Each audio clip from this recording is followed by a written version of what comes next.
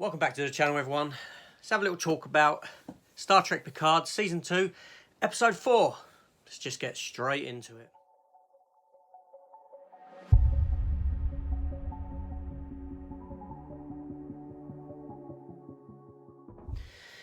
Okay, yeah, so I'm going to try and keep the spoilers to a minimum, but, you know, there you go. So this episode, obviously, it picks up where the last episode ended. You've got Rios, who's been taken prisoner by these police ICE officers, essentially like a bigger sort of police force, shall we say, taking illegal immigrants and making them vanish. Yep. He spends a bit of time with the doctor that he met in the previous episode. But you've got Seven and Raffi, who are on a sort of rescue mission for him,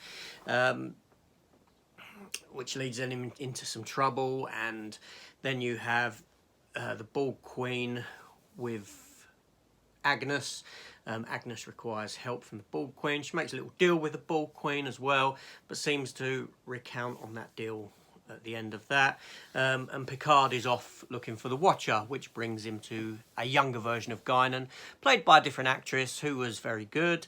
Yeah, and at the end of the episode, we find out that who the actual Watcher is, which I'll leave unspoiled, that sort of thing. So that's the primary thing for the episode, the primary storyline for the episode and what's going on. Like I said, I won't go too much into detail with that.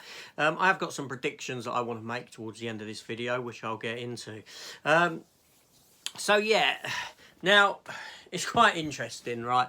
Because I did say to someone last week, it was mentioned in a Facebook group about Picard getting old and all this, and I did say, well, if you notice, Patrick Stewart is you know, he's in his 80s, obviously, but you could do a drinking game with every time you see him sat down. Yeah, he's got the Harrison Ford thing about him, and what I mean by that is when they made Indiana Jones and Crystal Skull, if you notice, most of Harrison Ford's action scenes are actually him sat down. You've got the action scene towards the beginning, which is on that rocket sled, which requires him to be on a moving vehicle. You have an action scene, him with Shia LaBeouf, which is on the bike, which is again a sitting position upon a moving vehicle. And also you got an action scene through the forest in that big truck, which again requires him to be in a sat position. That's because of age, basically. And the same thing's happening with Patrick Stewart. A lot of this episode it requires him to be in a sat position. So it's quite amusing that when I watch it and I realise this and know this. And this is probably the reason why this show is ending after 3 seasons as well, is because of Patrick Stewart's age. So it's a 3 season and done show, which is unfortunate. But yeah, so this episode, it was very good. It was very good. Patrick Stewart was fantastic in the role. He just delivers, doesn't he? He's a fantastic actor. Can't knock him. Rios, weren't too much with Rios in the episode, to be honest, but Seven and Raffi get quite a bit to do. You know, it's like everyone's been paired off for the most part in this series at the moment. You've got Agnes with the Bald Queen, and their relationship is very good. I like the Bald Queen. I like what they're doing with the Bald Queen, and I like how she's playing off of Agnes. And this gives Agnes something to do, because she's like one of the mediocre characters, I think, in the series. Not one of the strongest characters. And the same with Raffi. So you're getting these weak characters who are being sort of paired with a stronger opposite.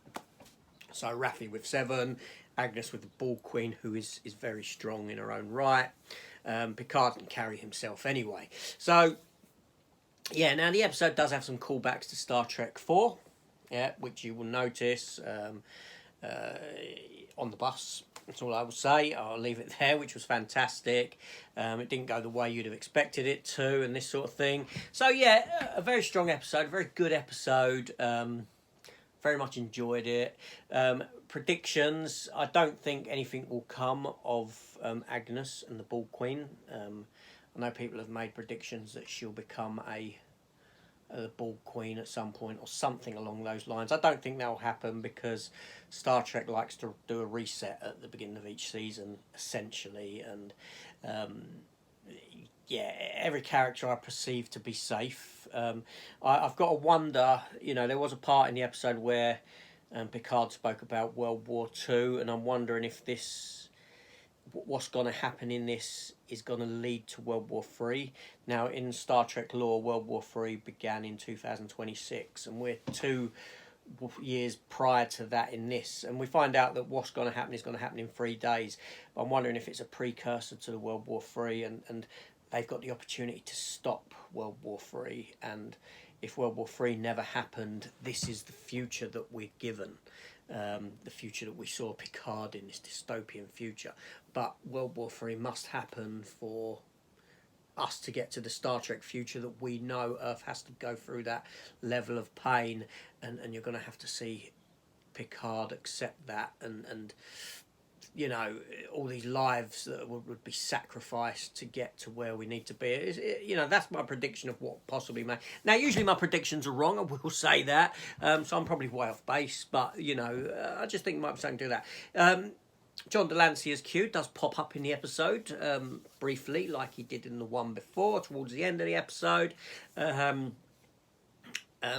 up his storyline somewhat, because they put him into a position that... a weakened state, shall we say, for whatever reason. Yeah, so anyway, so very good episode. Did enjoy it. I like what this series is doing. It's a whole lot of fun. It feels like Star Trek because it's tapping into all these historic things that Star Trek were renowned for and what fans of Star Trek did love.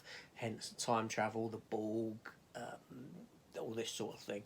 And so that's why you got the nods and all this sort of thing. But yeah, no, very good episode, very enjoyable, loved it a lot.